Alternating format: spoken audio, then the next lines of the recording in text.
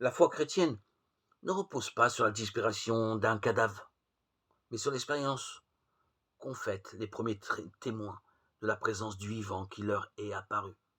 Matthieu 28, 9, 10 nous en fait part quand il nous montre les femmes revenant du tombeau, soudain rencontrées par Jésus vivant qui les envoie vers ses frères, c'est-à-dire les disciples, pour leur annoncer qu'il les rencontrera pareillement en Galilée, laquelle représente la vie quotidienne.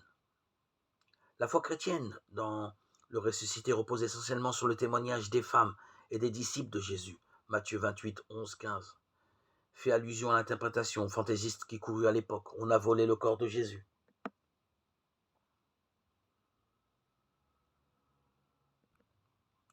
Justin se fait encore l'écho de cette interprétation vers 150 de notre ère, lorsqu'il dialogue avec Tryphon. Pour les évangélistes, en effet, le fait de la disparition du cadavre de Jésus n'a pas été perçu par les témoins, car il n'est pas observable par des yeux de chair, non totalement purifiés de l'opacité pécheresse. Mais la foi va permettre d'en rendre raison.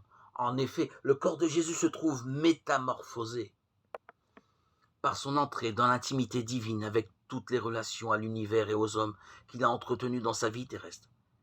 Il devient alors ainsi hospitalier de l'univers créé et de la communauté humaine.